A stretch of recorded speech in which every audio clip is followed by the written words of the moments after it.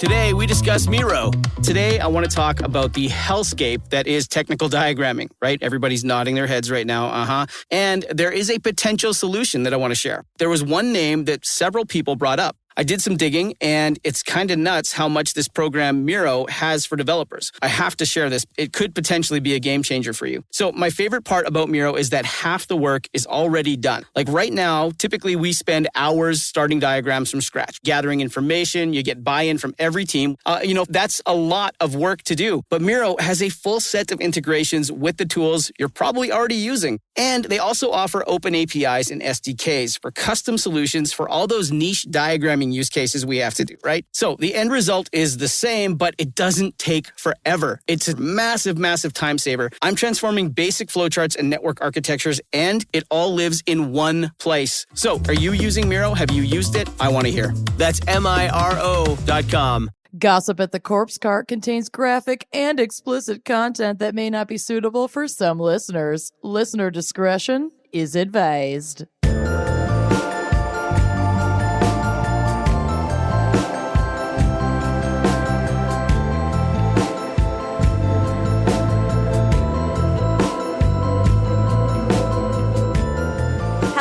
Welcome back to Gossip at the Corpse Cart. Gossip at the Corpse Cart. At the Corpse Cart. Corpse Cart. This month, it's just Amanda and me, and that's These okay. Singing angels.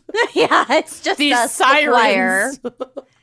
Oh, come closer to the Corpse Cart. We're not going to kill you. Not a witch. Oh, but you. Just you. a siren. Anyway, this is our spin-off show where we just talk about some current headlines, some of the worst things you've ever done, just casually, and then some more macabre obituary kind of stuff. Yep. The car in a corner. The car in a corner. If this is your first time joining us, it's usually the three of us, myself, Lucy, Kenyon, who is out on maternity leave, and this beautiful angel, Amanda. Hi, I'm Amanda.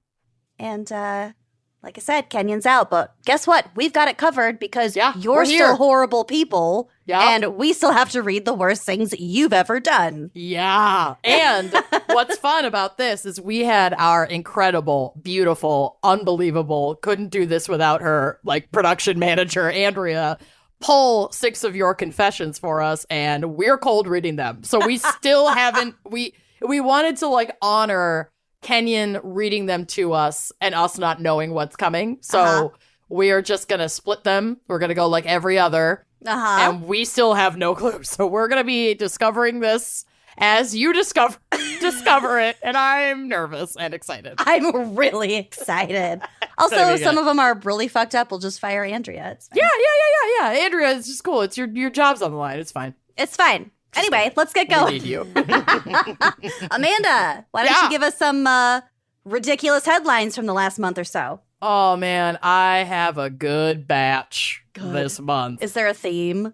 There's not really a theme other than, like, I could see myself in all of these. Especially I feel seen. I feel very seen by this month's batch, especially this first headline out of Pennsylvania that reads, 2 workers rescued from chocolate vat at Pennsylvania Mars Wrigley plant. Okay, Willy Wonka. I know. Was there like a chocolate milk, like banker tube? I mean, honey, I don't know. I hope so. This says the 2 were transported for medical evaluation, and the company that makes M&Ms and other candy reported. So 2 workers. Mars. Yeah, Mars and Wrigley. Wow. So 2 workers at a Pennsylvania plant where candy is made were rescued from a chocolate tank on Thursday. Jesus Christ. I could think of worse ways to die. God. The pair were pulled from a vat of dry chocolate. Okay, so like maybe the flakes before they melt. Yeah, powdered, maybe. Yep, maybe. So Mars Wrigley, the maker of M&Ms, Snickers, Twix, and other confections, said in a statement that the employees were being evaluated. Quote, "We can confirm both people have been taken off-site for further evaluation," said a company spokesperson. And further licking. Further cleanup with my mouth. We're extremely grateful for the quick work of the first responders. God bless. Stungs.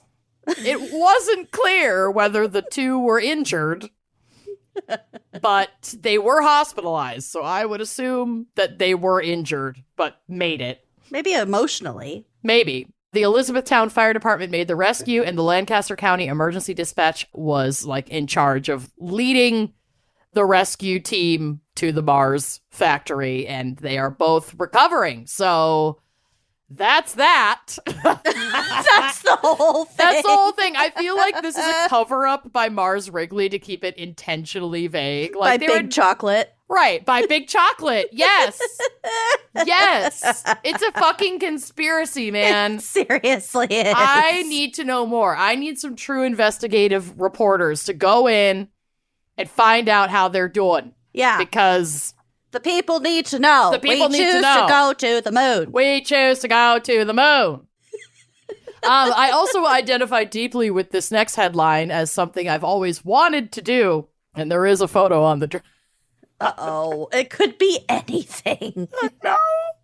You're going to know immediately, though. All right, the headline reads... Oh, yeah. Okay.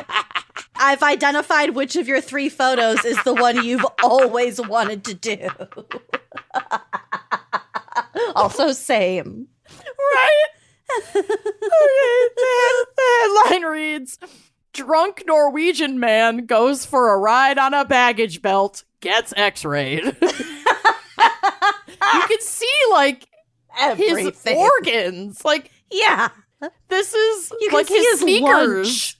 Yeah, his airplane snack is, right there. Also, his, orthopedic insert. Yeah, his little tennies. His New Balances, God bless him. So Kenny's this says, tennies. His Kenny's tennies. Hi, Kenny. A drunk Norwegian tourist managed to curl up and fall asleep on a baggage belt at Italy's busiest airport, and it took him for a little spin. Wait, fell asleep. Passed out. He's sleeping so peaceful. I know, he's all curled up.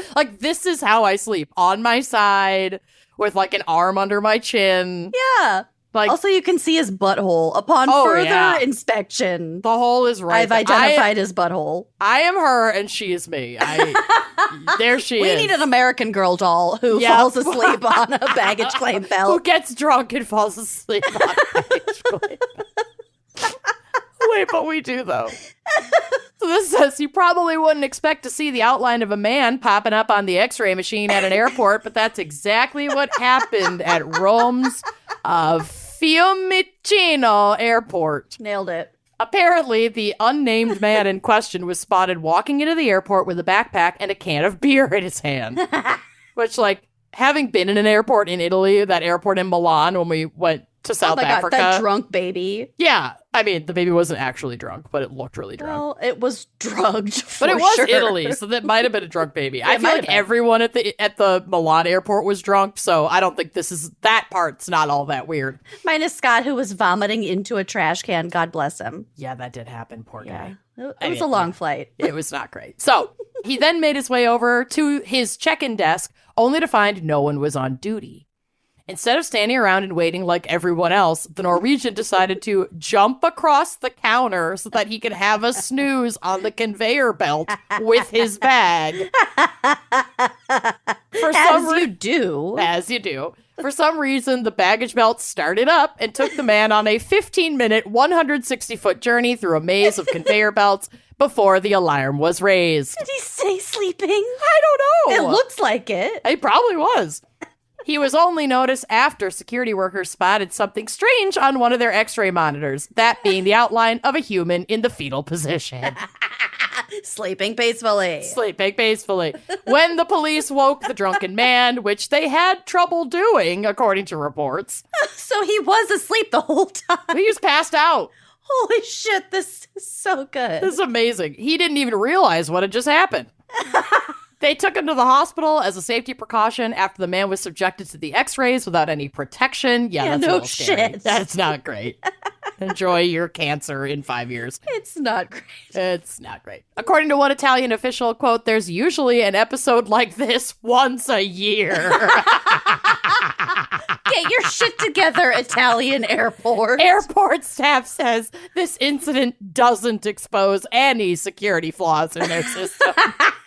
He hopped a gate and fell asleep and was exposed to like terminal levels of radiation. I think he hopped, like the little platform you put your bag on to be weighed between the counters. He hopped over that behind the counter and onto the spot where they put the bag behind the desk. Oh, well, that explains everything. Yep.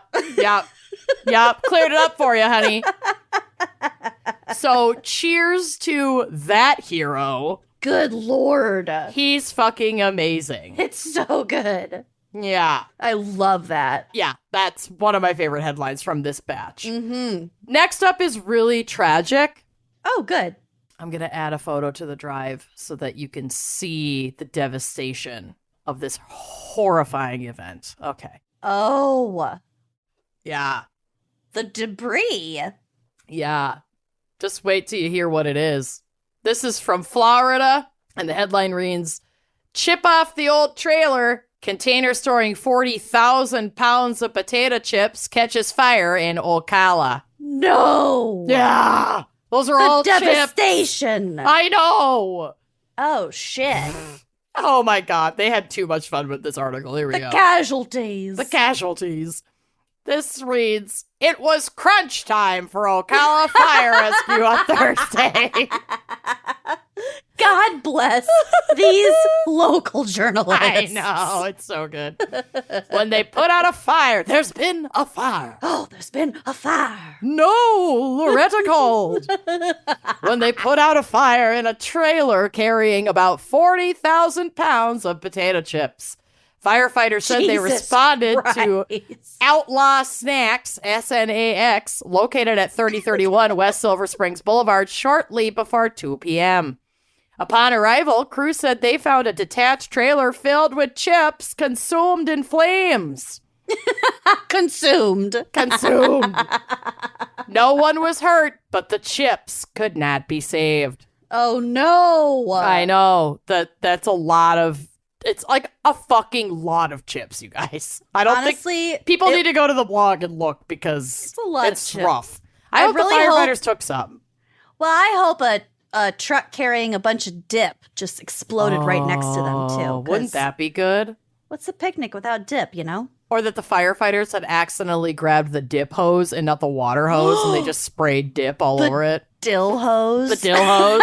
Quit being such a dill hose. Fortunately, you need more of a French onion type hose. Oh, I love a French onion dip. Mm-hmm. So fortunately, no people, animals, etc. were harmed in this accident. It seems like the truck just lost control and like the trailer became detached. Maybe and crashed. The wheels were greased. Yeah, it could. I don't know. Oh, from the chip. I see what you did there. Yeah. Golly. Well, maybe. But I wish all those chips the best. I'm so sorry for your loss. I wish those chips the best, too. I wish them to be in my mouth, so. I'm so hungry. The next headline is for you, Lucy. Yes. This is out of Boston, nice, Massachusetts. All right, this headline reads, cat on the lam. Pet caught after weeks on the run at Logan Airport. I guess there is a theme. Yeah. Yeah. Travel. Well, plus chocolate. Yep. The subheadline is, quote, whether out of fatigue or hunger, we'll never know. But this morning, she finally let herself be caught. She looks like Ghost. Well, she's There's all a picture black. of her on the drive. Yeah, with those green eyes. Yeah, she does. She's frail with the green eyes. She's very petite. She looks really like cautious. Mm-hmm. She's so cute. I love her. So a family's beloved pet cat that's been dodging airport personnel, airline employees, and animal experts since escaping from a pet carrier at Boston Logan International Airport about a month ago. Whoa. Was finally caught on Wednesday. Oh. Yeah. So the cat's name is Rowdy. Oh my God. Sweet Rowdy. That's so fucking cute. Rowdy was given a health check and was returned to her family. Quote, she looks great. She's happy to be with people, and I'm sure will be happy to be reunited with us, her owner, Patty, said on Facebook. Oh, yeah. Roudsters.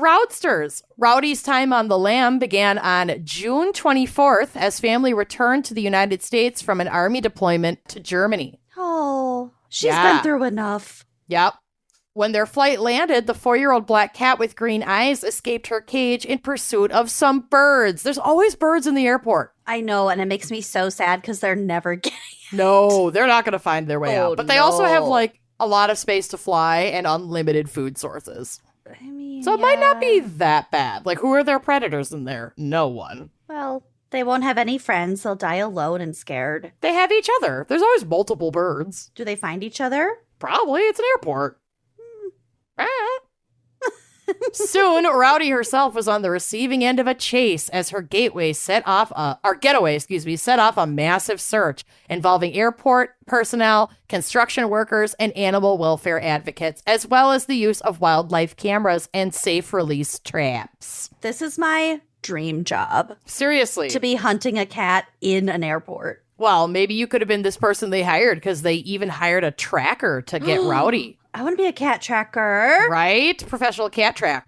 Despite numerous sightings, Rowdy always eluded her pursuers, but now a little calm has been restored. Oh my God. There's another picture of Rowdy that I'm uploading because she is so cute. Okay. Oh. Yup. Girl, she looks like a panther. I know. She's gorgeous. She's does right look like next to a box. She has a little tiny little tuft of gray on her chest. Mm-hmm. Oh. Yeah.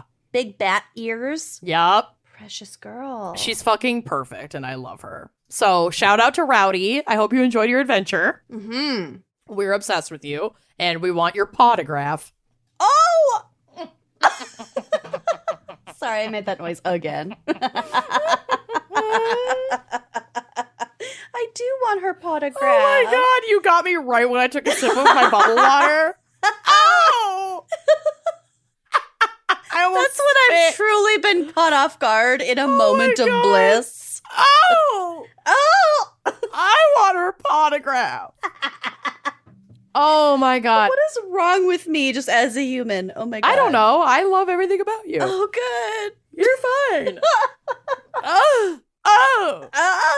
All right, I've got 2 more of these for you. This one popped up in my Facebook feed, and I don't have words, so I'll just let them take it away. Perfect.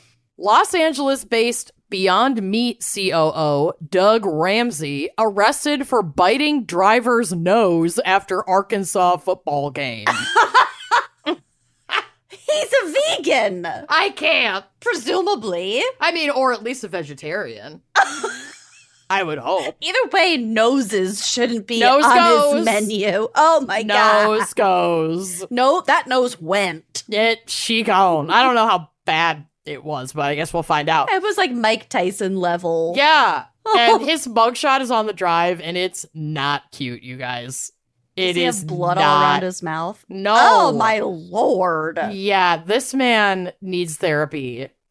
I don't want his laugh. I don't want his laugh. But he does look like a really mean high school football coach. He does. Yeah. I'm not a fan. Mm-mm. This reads, a food executive was arrested over the weekend for allegedly biting a man's nose during a fight after a college football game. Doug Ramsey, 53, the chief operations officer of Beyond Meat, which, like, Bill and I, that's what we eat. We don't eat red meat, like, almost ever anymore. Now I feel like we have to choose different meat companies. Beyond Meat is amazing. It's really good. Yeah. Was taken into police custody Saturday on charges of terroristic threats and third-degree battery. Oh, my God. Yeah. The attacker. Dude. Seriously, fucking people who go this apeshit over sports need to be tranquilized. Was that indefinitely what the issue was? Yeah. Sport? Yep. Oh So it says the attack occurred at a parking garage near Razorback Stadium following a University of Arkansas victory over Missouri State. Oh, Roll Tide. Ole Miss. Ole Missouri. A police officer responded to the scene at Gate 15 over a reported disturbance where 2 men were found with bloody faces. Jeez. The officer spoke with witnesses and determined Ramsey was in a traffic lane and attempting to leave when the driver of a Subaru, quote, inches away in front of Ramsey's vehicle. So he's leaving the parking garage. There's probably a lot of traffic, and it seems like maybe a Subaru, like, tried to cut him off or, like, get ahead of him in the line to leave the parking lot. Okay. Ramsey, fucking relax. Exactly. Ramsey alleged, so like maybe it wasn't over sports, but it was after sports. It's all the same. Well, he's all amped up. Exactly. Ramsey allegedly got out of the vehicle and, quote, punched through the back windshield of the Subaru. Jesus Christ. So yeah, this is for sure a road rage. Well, technically, meth is beyond meat. It is. It goes beyond being a meat product. Yeah. During the alleged attack, Ramsey allegedly bit the other man's nose, ripping the flesh off the tip of the nose. Yep. Nope. Hate it. The victim and a witness told authorities that Ramsey threatened to kill the Subaru driver. So there's your terroristic threats. All right. People in other vehicles got out of their vehicles and helped separate the pair. He was booked into Washington County Jail. Fox News has reached out to Beyond Meat. Ramsey became COO of the LA-based plant-based meat substitute producer in December of 2021. And to quote an incredible viral angel, you about to lose your job. Oh my God, I forgot about that song. I know. I hope she's doing well. I love that song. God bless her. I don't think he's actually a vegetarian because this says he previously worked for Tyson. Not. Oh. And he was president of its global McDonald's business. So he's not coming over to Beyond Meat to be part of the culture. He's just a greedy motherfucker. He sees where the market is going. Yep. And he's going there. He's not walking his talk. No, he's biting his nose. So he's probably tied for douche of the month, but I really wanted to give douche of the month to my last headline. Yes. And the winner is a robot. I am a douche. I am a douchebag. This is a headline out of Russia. Oh, good. But it's not what you think. It reads, chess-playing robot breaks child's finger at Moscow event. I saw this, and I loved it. It's absurd, you guys. So good.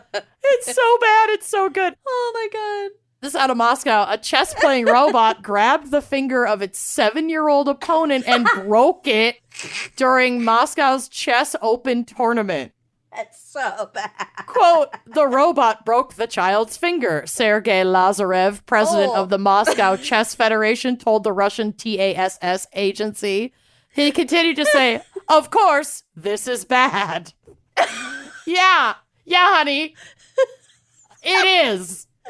Oh my God, Russian journalism is spectacular. God. Wait, I can look this up, but there's a video. Yes. A video shared on social media shows the robot taking one of the boy's pieces and then grabbing his finger as he attempts to make the move. 4 adults then rush in, struggling to free the boy before leading him away from the chessboard. Lazarev said the Chess Federation had rented the robot that appeared in many previous events without incident. He said the boy was able to play again the next day and finish the tournament with his finger in a cast. A little cast. Poor guy. I feel sorry for the child, but this is too funny. And there's like nobody really at fault, so. I found the video. Yes. Oh, got him. Oh, yeah. Oh, it clamps fucking down. Yeah. Huh? She's not letting go. Oh, no. This kid's staying alarmingly calm, I must say. Well, there's no sound. It's probably screaming. I know, but looking at his body language, like, he doesn't look that incensed. No, you're right. It just, like, smashed down on him, it looks like. Oh, man, it repeats. Oh, like a garage door. Rough. Yeah. No. Bummer. Poor kid. Fuck you, robot. I am going to get a screenshot of this robot. Fucking rude.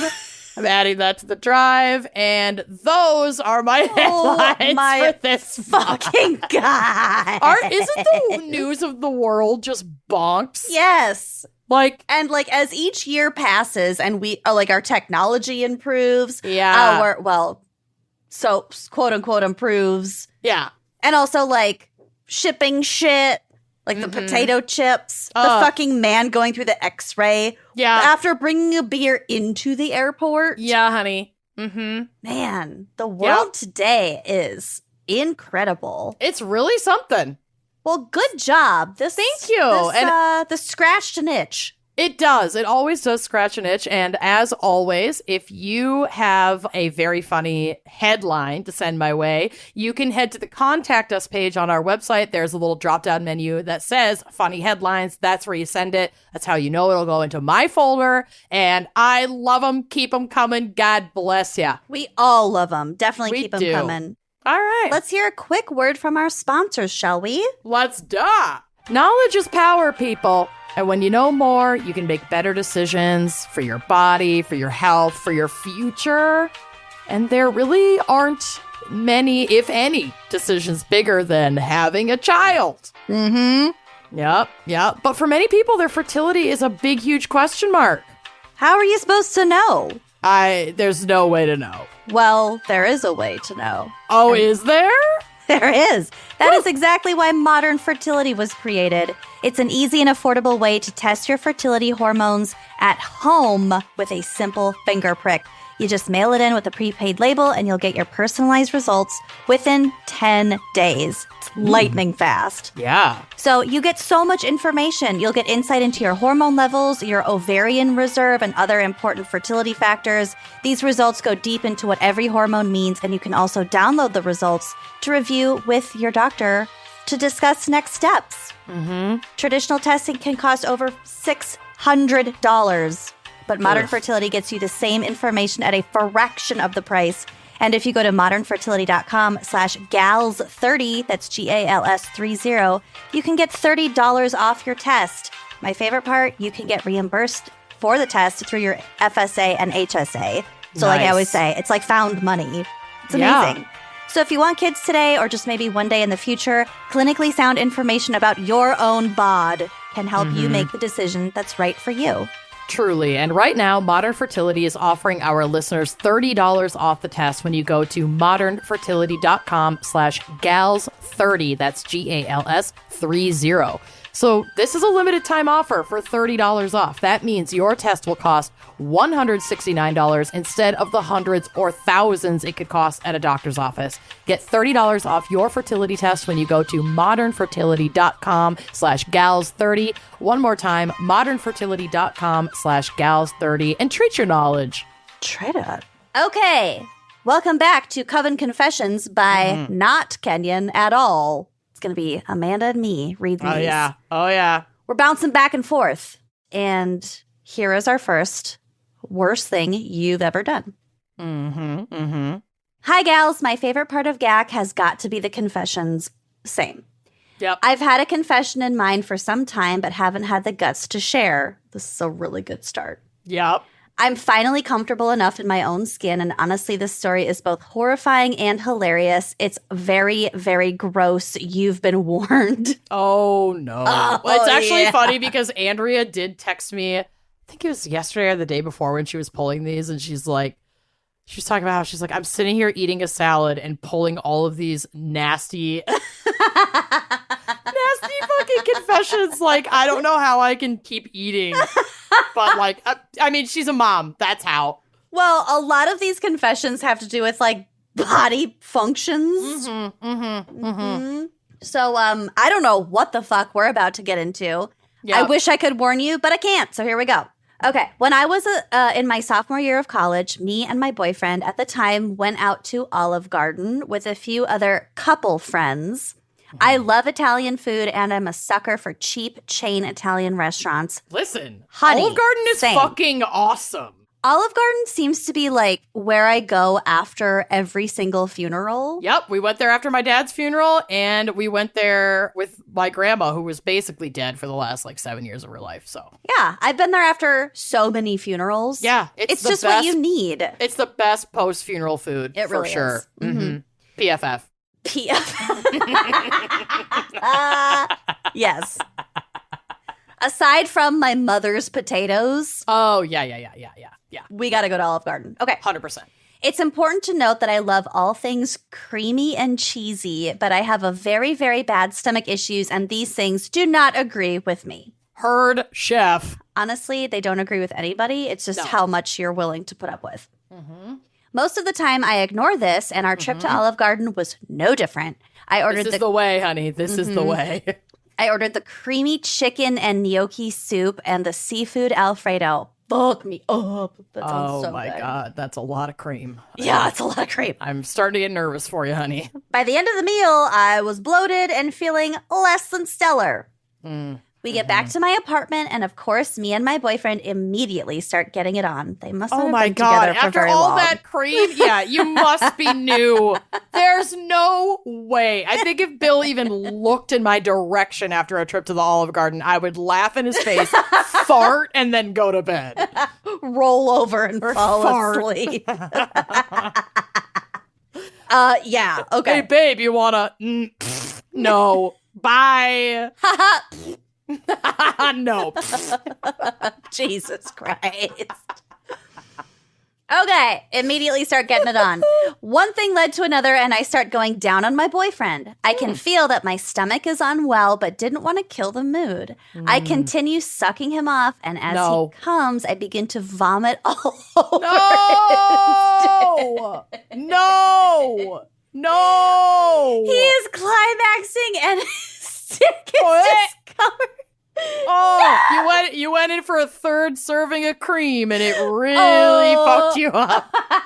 Oh God, wait, I just made myself ill.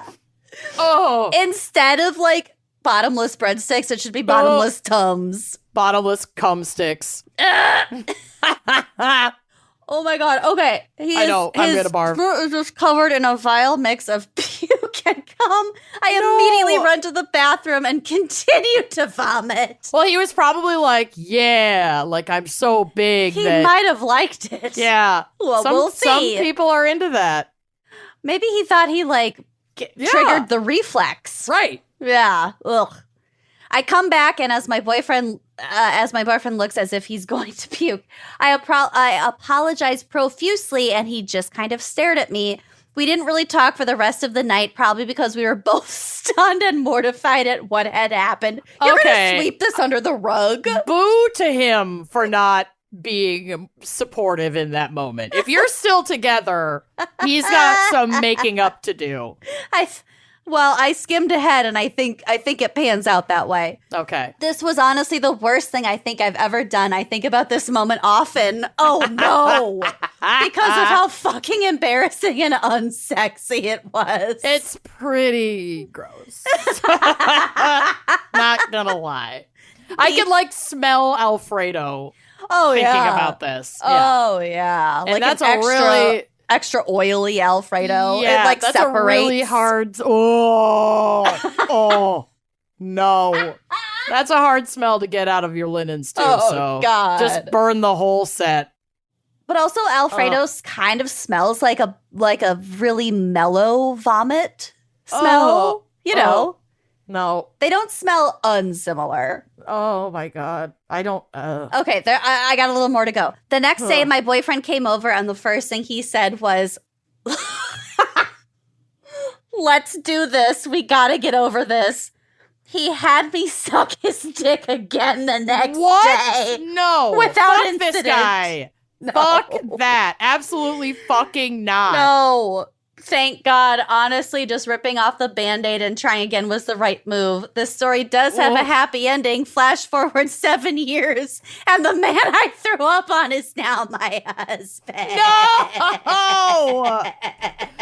No! Oh my God. Well, he better go down on you 100 times a fucking day because. Oh, yeah. Wouldn't you get infected if someone vomited into your wee hole? I mean, it probably wouldn't be great, but I think I think it'd be fine. But like, it's just me and OP are very different people because if Bill came by the next day and was like, "All right, babe, let's try it again. We got to get over the hump." We gotta get over this. I'd be like, "Absolutely not. I'm never fucking blowing you ever again. I can't get past this. It's not happening. Get over it." Oh, bye. Okay, this person finishes by saying, "Good thing guys will overlook things that are beyond our control, and I've never sucked his dick after Olive Garden again." Oh, that's smart. That's the right call. Oh my God. God. Okay, well, I immediately regret this. There's no sex more dangerous arrangement than post-gnocchi soup sex. The seafood. What was it? Oh, creamy chicken and gnocchi soup and the seafood Alfredo. Oh my God, I'm gonna die. That might be the worst combination. That is a really risky combo. You are brave. Oh, all right, we Fucking have to move yikes. on. I'm starting to get physical. Why do I feel like Blortney is the OP of this? Oh no! Should I text her and make sure? I think you probably should. Oh, they haven't. Oh God, they have been together for at least They 7 have. years. Oh They totally have. no! Blortney loves Olive Garden, so I could totally see this. Loves Olive Garden. Yeah, it'd be amazing. Anyway, while you're finding that out, I will go into our next confession. Oh God. Hi, gals. I'm going to regale you with the story of One-Eyed Bill. Oh, God. Oh God. Is that the name for a penis? Maybe? Probably? I don't know. We don't know. This was back in 2021 after COVID ravaged the beauty industry. I was an esthetician specializing in waxing, and after being out of work for a while, I was starting at a new workplace. The spa did all kinds of services, and this included Brazilians. Hell yeah. I was no stranger to Brazilian waxing, as it was the primary service at my previous job.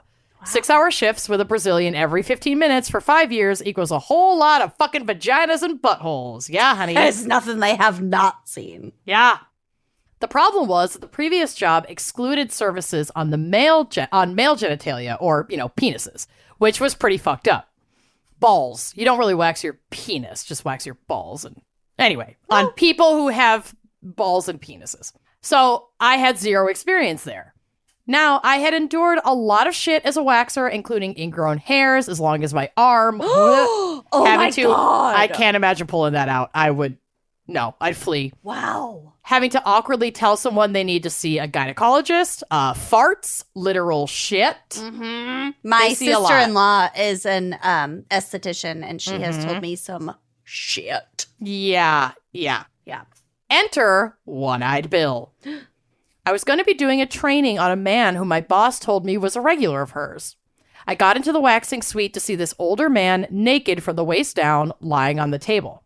After years of seeing so many people in this position, I wasn't put off by it. I've seen my fair share of dicks outside of a professional setting anyway, so this wasn't anything new.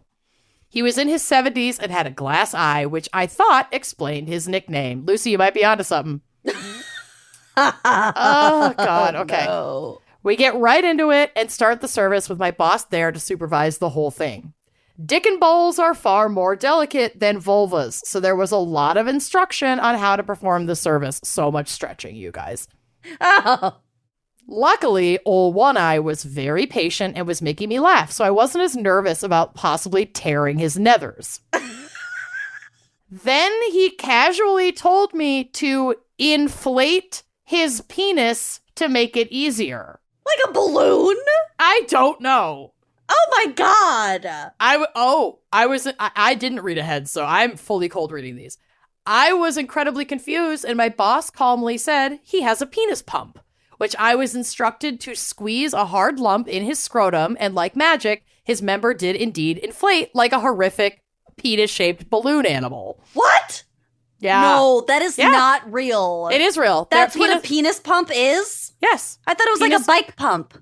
Oh, no. I think you can get penis pumps that are like external, but they don't work as well. This is like a medically inserted device. No. Yeah, they're very real. Oh my God, I've never heard of this. Yeah. Oh my God. Okay, I'm here for One-Eyed Bill. Quote, best damn thing a doctor ever inserted in me, he said. To which she thinks, okay, One Eye. Fucking cool it. I proceeded with the waxing, and quite honestly, it was tricky. We got through the service fine, and with his jokes and casual attitude, I was definitely more at ease with the process. When it was done, he then instructed me to squeeze his penis as hard as I could to deflate it. Oh my Jesus. Yeah. I was scared that I was hurting him, but he reassured me that he couldn't even feel it. Just like that, it was back to its original flaccid state. It is a balloon. Yeah. It's like a blow-up mattress. Yep. Side note, it was actually cathartic to squeeze a dick as hard as I possibly could. I turned around to clean up the wax station when I heard him say, "Want to see why they call me One-Eyed Bill?" Oh, no. Oh, no. Oh, my God. Lucy, Bill, you're going to lose your shit. Oh, no. You're going to lose your shit. I turned around. Oh, my God. I turned around expecting him to point out his glass eye, which I had already noticed earlier. But no training ever prepared me for this. Old One Eye had popped his glass eye out and tucked it into his foreskin. This is insane! I don't even know what to say. It was like the Pale Man from Pan's Labyrinth turned into a worm. Who's the Pale Man? Have you not seen Pan's Labyrinth? No, is it the guy with the hand? Yeah, with the eyes that he... Yeah. I live with this mental image, so now you all have to. Oh my God. He was flopping it around and laughing along with my boss, which, like, honestly, that is very much harassment. He stuck it in his penis pocket? Yeah, as a joke. I mean, like, I respect it, and also, I don't care how many dongs and beeholes and vulvas you're waxing. Not everybody wants to have a donger with a glass eye poked into the front of it, waved at them in a closed room at work. That, and also, I'm concerned about this man's health. I mean, putting his own eyeball from his penis pocket into his face.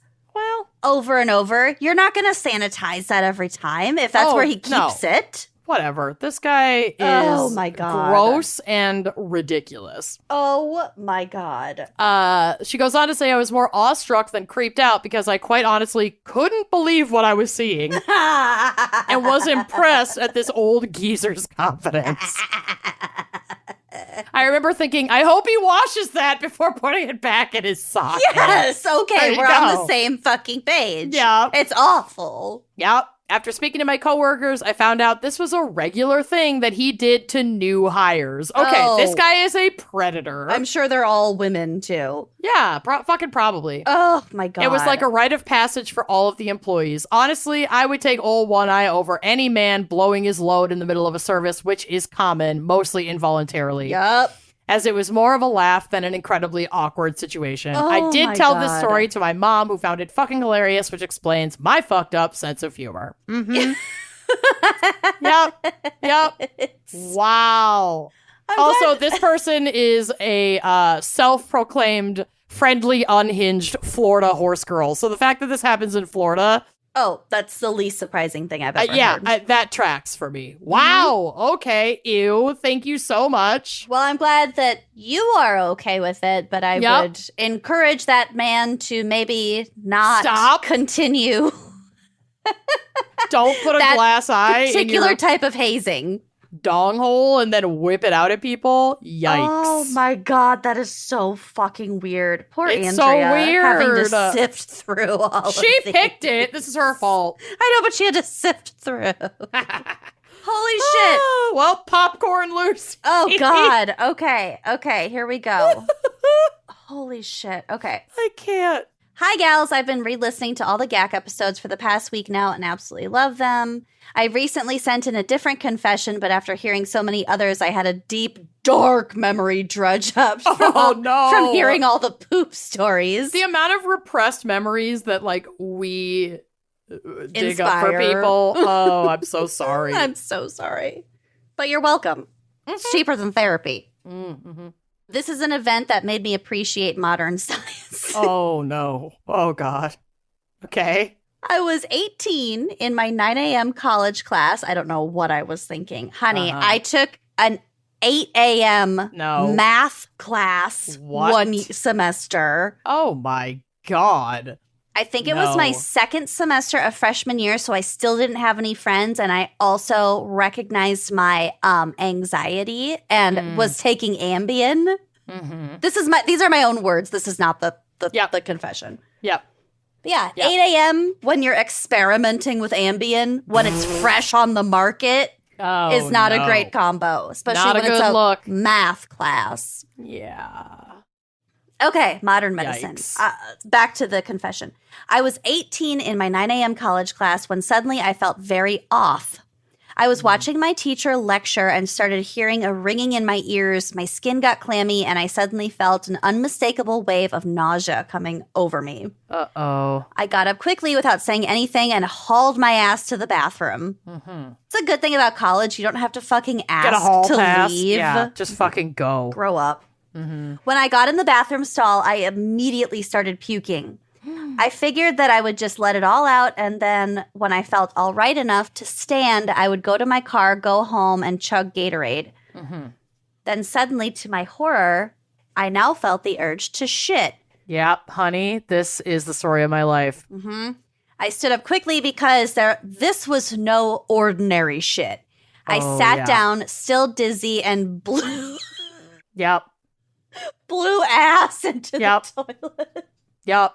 I've so been there. Yeah. Well, I was there like recently, I think. I was seeing spots in my vision and feeling nauseated again. Luckily, there was a trash bin. And I was puking and shitting at the same time. Yeah. This is the way. Always. Yeah. I always piss myself when I puke now because I'm in my mid-30s. So I don't even bother trying to puke in the toilet anymore. I just sit on the toilet nude from the waist down with a trash bag. Yep. If I'm really sick, it's gonna be liquid, but from both ends. Yup, 1000%. Oh my God. Every time. Okay. I then looked down into the toilet, as you do, in between heaving, and noticed blood mixed into my diarrhea. If it couldn't get any worse, I had just gotten my period. Oh, okay. I mean, at least it was that, but not. Yeah. I mean, that's horrible. That's horrible on its own. Yeah. Well, you could have ruptured something. Yeah. Oh, that would be so fucking awful. I don't know how much time passed because it was all consumed by this ungodly bodily expulsion. I heard the door to the bathroom open and a girl came in. She knocked on Get out! She knocked on my door and asked if I was okay. So, get out! For a Don't stranger look at me. to be like, are you okay? It's coming out of me like lava. I caved and asked if she could go get me a Sprite. Oh my God. Okay, first of all, women in the bathrooms. Yeah. It's like that Oprah meme. It's like somebody lends me a hair tie and she's like, I've never had a better friend. She's like a sister. She's like a soulmate. She's my soulmate. She came. Okay, so she came back, and by this point I was sitting on the stall floor. I was too weak to stand and could barely talk. Honey, what did you eat?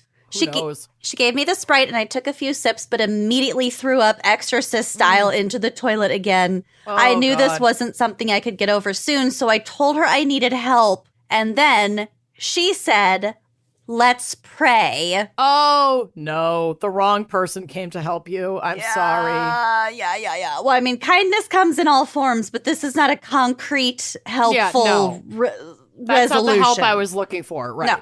I know she meant well, but I was thinking, bitch, call 911. God won't save me. Yeah, exactly. I couldn't look away from the toilet to grab my phone, and I was scared of passing out. I don't remember what I actually said to her, probably along the lines of, I am not well. But she did finally go grab a security guard instead of calling 911. Ooh. The security guard came in, took one look at me like, oh shit, and then called 911, my savior. As someone who's had to call 911 for exactly this, it's not fun. If you're at a point where you cannot even take a sip of any liquids, you're fucked, man. Yeah. as recent experience has shown you. You need an IV and like some intense anti-nausea medication to get that shit to stop. Yep. Also, the very first time I gave blood was at my college, and I fully passed out in the hallway, and the janitor came and saved me. So, kind of a similar situation, and God bless the university staff for just like stepping in. Yeah. So an ambulance came, put me on a gurney, and took me through the student-packed campus. Ooh. Oh, that's embarrassing. Flashbacks of me being taken out on a stretcher after I broke my arm at the roller skating party when I was 9. Totally. Yep. Just as embarrassing. It's so embarrassing. I feel you so deeply. My face is hot just thinking. Yeah. I wasn't even there. I'm transported back to my broken inner child. I just kept my eyes closed and hoped that they thought I was dead. It's amazing. Honey. The paramedics were asking me all kinds of questions, including if I was pregnant. Now, what I meant to say was I haven't had sex for 6 months and I'm on my period. Right. But all I could get out was, I haven't had sex. To which they said, good for you. Oh, no. What college did you go to? Oh, my God. Miami of Ohio. Then went on and on about how good I was. Fucking patriarchy. Ick. We get in the ambulance and we take off. I puked on the way because the movement made me dizzy, and probably the company also made you nauseous. Yep. Oh my God. And this was in Miami, where everyone drives like it's Mad Max Fury Road. Okay, weird, because I did not read ahead. And obviously Miami of Ohio is not in Miami, but it's just weird that I said Miami and now we're in Miami. Yeah. It's weird that you said that, like, kind of out of nowhere. I did. Well, I grew up with some people who went to Miami of Ohio, and it is like a very Christian kind of churning out good Christian wives type school. So that's why I thought of it. Brigham Young. Brigham Young. Yeah. It's kind of like that, but not as Mormon. It's more like evangelical and like missionary Christianity. Yeah. Oh my God. But yeah, I think this was Miami, Florida. But they go on to say, I had also shit myself a little because I was too sick to care and petty enough to let them figure it out themselves. They've seen it all. They don't care. They needed a stool sample anyway. Oh, Get it, girl. I finally got to the hospital, got cleaned up, and was put on an IV and had blood samples taken for testing. I had to hobble to the bathroom for what felt like the millionth time when I remembered my period. I grabbed a pad and made my way. Oddly enough, though, when I went to wipe, I didn't see any blood. I shrugged it off and went back to my cozy hospital bed. Oh my God, it wasn't her period. The doctor came back in with the results and looked very confused, saying, quote, so you have dysentery? No! Oh my God. Oh my God. He explained more to me, and I realized that the blood I'd seen in the toilet was not menstrual blood. It was coming out of my ass. Oh my God, that's so scary. Oh my God. Like my text to you last night. My ass was bleeding. Yeah. Asking for myself. Well, right. After plenty of fluids and antibiotics, I have recovered, but I still have no idea how I could have contracted it since I was in the middle of the suburbs of Miami, of all places. Weird. The water is very clean. I washed my hands, and I hadn't eaten anything questionable, so who knows? Isn't Miami at sea level, though? Like, kinda, I think their infrastructures might be slowly being super fucked up. I don't know. Not for me to say. It was also strange just how quickly the symptoms came on. Anyway, that's the story of the day. I wanted to punch people in the face while shitting my pants and suffering from something that definitely would have killed me 100 years ago. I'd like to thank modern medicine for getting me through dysentery, pneumonia, and COVID-19. God bless. Oh my God. You have been through it. Dysentery. Honey. Okay, well, Popcorn Amanda, that was a fucking doozy. Okay, well, this next one's a little shorty. God, I'm still reeling from the dysentery. Okay. I know. I'm like, how on earth? Our new stickers. I'm still reeling from the dysentery. Write it down. I'm going to write it down. I have so many stupid little Post-its of these dumbass things. We're gonna need your I'm still reeling from the dysentery fan art. I'm ready. Oh my God. Okay. This confessor says, back when I was in kindergarten, a classmate and I were tasked with coloring a picture together to help us learn to get along with others. Okay, we're off to a bad start. It was a picture of two kids holding hands and being chummy. Okay. The classmate I was partnered with soon became my nemesis for the rest of elementary school. This is like a superhero and villain origin story, and I love it. We both got so upset about what colors to use for what parts of the picture that he stabbed me in the eye with one of the colored pencils. Oh my God! He chose violence, y'all. What color? I don't know. Chaos ensued. Kids screamed and cried and lost their minds. The teacher ran to the office to get them to call my mom and possibly the paramedic. You could lose an eye. Oh, with a pencil? Yeah, Of that's course. bad. That's fucked up. Yeah, Oh. that's fucked up. While the teacher was gone, another kid said, "It's no big deal," and pulled the pencil out of my eye. I didn't realize it was stuck in there. Okay, Oh. that child is me. Oh my God. That child is me. The one who stabbed or the one who no, the received pulled the it stabbing? out. No, Oh, pulled, yeah, no, like, you're right. whatever. No big deal. And kept it. Can I keep it? Yes, of course. They just like slide it into their desk and don't say anything. That would be, it's no big deal. Rips it out of the eye comes with it. Like, that could have gone so fucking Still wrong. puts it in his desk. Oh my God. The writer says in parentheses, it was pretty deep in there. Oh my God. Okay, so while the attacker had aimed for the middle of my eyeball, I mean, they didn't say that. I editorialized. Aimed for the middle of the eyeball, he only got the corner white part by the tear duct. Oh, still. Yes, that would be awful. Oh my God. Yes, there was bleeding, and yes, it did hurt, but I am only left with the emotional scars, and my vision is fine. Wow. Oh my God, what if this was the origin story of One-Eyed Bill?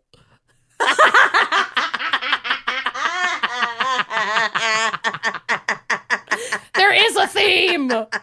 Oh my God. Holy shit! That kid who stabbed you in the eye is probably in prison now. Yeah. That is so scary. Probably such. Definitely.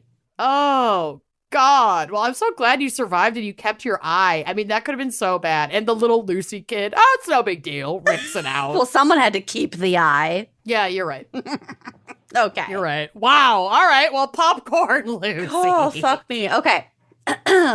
Hey, ladies, this is a moment from my life that continues to haunt me 10 years later. Here I it love goes.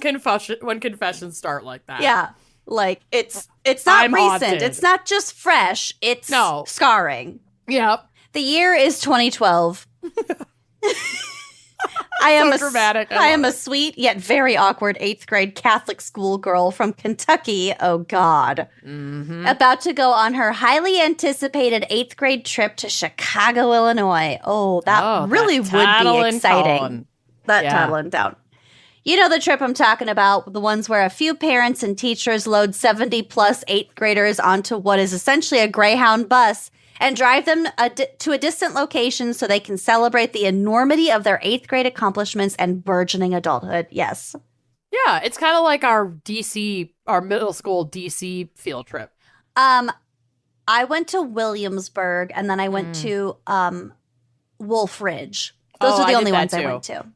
But yeah, it's I didn't go to DC, but kids could go. Oh yeah, I didn't go to DC because I think either. Scott went because like his dad was living there. Nerd. Yes. Nerd. But yeah, anytime you're on a trip with like a 25 to 1 child to adult ratio, it's good. Exhilarating. Yeah. It's not good for the adults, but it's exhilarating for the kids. No. Yeah. Anyway, we load up onto said bus and begin our beautiful journey north. About 30 minutes into the 6-hour drive, I begin to feel the most dreaded feeling known to my little 13-year-old body up till that point. The letdown of a juicy period clot. Oh, no. For context. You're hatching an egg. Yeah, honey, Niagara Falls. Mm-hmm. For context, this was only my second period ever, so I had absolutely no idea when it would be coming, and I was woefully unprepared to handle its vengeance. Yeah. My periods at the time were incredibly heavy. Honey, I have been in this exact scenario. Mm-hmm. I got my first period the night before our first day of high school. Ooh, that's rough. That was really bad. That is rough stuff. But I remember that feeling of like, I'm not used to tampons, so I'm wearing pads, but they're huge pads because my period's explosively heavy because it's my first period and I'm not used to it. And every time I stand up, it's like jelly coming out of my torso. Yup. Yeah. We've been there. Yup. That being said, for the next 5 hours, I continued to feel gush after gush of period blood escape my body onto the seat below. No, honey. Paralyzed with fear, I did not get up once in 6 hours, nor did I ask anyone for help. I don't blame you. I would have done the same thing. I would have too. Yeah, I would have just cowered and hoped no one noticed. Till we all got off the bus and the driver could just be left to his own fear. Yeah, put some fucking pink sawdust on it and call it a day. Yuck. At one point, I felt the seat below me with my finger, and to my horror, when I brought the finger back up to my face, it was soaked in blood. Oh my God. So these aren't just the thing. Phantom feelings that you think you feel in your underwear, and then it's never like that it's the real bad. thing. It was like really that bad. Yeah, it's the real thing. Mm-hmm. Luckily, I was wearing black pants, and the seat was highly patterned. Great. So You're in a good situation here. So I thought that if we could just get to our destination for the night, the seat would have time to dry before we got back on the bus tomorrow. Oh. That dream was dashed, however, when we stopped for dinner. Oh no, what? When we stopped for dinner at the fucking Medieval Times dinner and tournament show. I know exactly what Medieval Times that is. I drive by that one outside of Chicago every time we go there, and I always want to go to that Medieval Times. This is amazing. Oh my God, I'm so thirsty. Okay. Holy shit. That's right. For some godforsaken reason, our chaperones decided that we could not pass up the opportunity to watch a medieval jousting tournament and eat a turkey leg on our way to Chicago. Oh, yeah. That's a real Chicago experience. And then in parentheses, they say the show and the food were actually pretty good, but that's not the point. Yep. Anyway, after being filled with medieval merriment, my group reboarded our bus. Frankly, it's very on medieval brand of you to just be free bleeding. You're absolutely right. Yeah. Okay, I ran to try to claim the exact seat that I'd been sitting in. Oh, no. Oh, God. But when I got there, one of my classmates, let's call him Ryan, was Ryan, already sitting in my seat. Ryan, no. You must have had one of the seats that's like right in front of one of those tiny little TV monitors. Mm-hmm. You know what I mean? Mm-hmm. They're the good seats. Yeah, that's a good seat. People are going to scramble for them. My heart sank. I spent the rest of the trip planning how I was going to move to Mexico to build a new life. Once my whole class found out that I contaminated Ryan with the sloughed off remnants of my uterine. Whatever. lining. Fuck Ryan. Ryan sucks. I was going to move to Mexico and start a new life. Oh, Jesus. This keeps getting worse. Oh, my God. Okay. How does it get worse? That is not the end. When we finally arrived in Chicago, my heart was racing and I felt like I was going to puke. Ryan stood up and like a movie, someone shouted, "Ryan, what's on your pants?" No! That's right. His butt was absolutely covered in my period blood. As I felt tears welling up in my eyes, someone else from across the bus, an angel, God, yelled, quote, "Ryan got fruit punch on his butt." Good job. That's a good friend. That is the maid of honor in your wedding. That is an angel or God. You will take a bullet for that person. Yes, honey. The entire bus erupted in laughter. And ladies, I am not proud of this, but I wiped my tears, put my head up high, and just joined in the laughter. Yup. You don't ever let them know. Don't ever. Fruit punch butt. The bus chanted in unison, and I joined in with full heart and voice. And Ryan's life was forever ruined. He's ashamed. To my knowledge, no one in my class, not even Ryan, ever found out what the fruit punch really was. Whatever. Fuck Ryan. I don't give a fuck. The chaperones helped Ryan launder his pants. And my class continued He had to on. wear probably like the fucking backup pee pants, the harem pants. Well, if you're going to Chicago, you're there you for should a have your few own backup days. You're pants, going to yeah. have backup pants. You'd hope. Oh, and my class continued on to our Chicago trip, blissfully unaware of my bloody mistake. Ryan, if you're out there, I am so sorry, and thank you for taking one for the team. Fucking wow. Fruit punch butt. That is one of the best things I've ever heard. That is incredible. And really well written. So, I love it. Thank you to that, Coven Confessor. I think we have one more. We do. Shall we? Popcorn Amanda. My God. I hate to follow that act. Okay. Oh, no. This is entitled River Float Confession. That can't be good. Oh, no. Okay. Oh, God. Okay, we're starting strong. I've always shied away from any poop stories, but if there's a time to share one, it's with y'all. This whole segment is just body shit. Yeah. Oh, yeah. And it's body horror, and I love it. It's body horror. I live in the wonderful shit show known as Oklahoma. OKLAHOMA. Oklahoma. Woo! All right. That song will play at my wedding. Anyway, every summer, as a large group of friends, we go tent camping and float the Illinois River for a weekend. We get there on Fridays and party, then float 12 miles Saturday, leave on Sunday. That sounds wonderful. It really does. Friday, we did our usual shenanigans, heavy drinking, minimal eating, and I decided to be responsible-ish and went to sleep at a decent time. I was sharing a tent with my best friend. Now, keep in mind, even when I was married, I never discussed bowel movements with my husband, not with anyone. Okay? I avoid it like the plague. Okay. Like dysentery, if you will. You do you. Yeah. I, for one, talk about it with everybody. I'll stop people on the street. I got into a petty fight with my boyfriend this year, and he actually said, "Fuck you. You don't even shit," because I hide it so well. Wow. So they are no longer married, but when they were married, they didn't even discuss bowels with their husband. And even now, with their boyfriend, they still don't talk about it. I love Fuck it. you. You don't even shit. I'm going to say that to Bill, but I know he shits.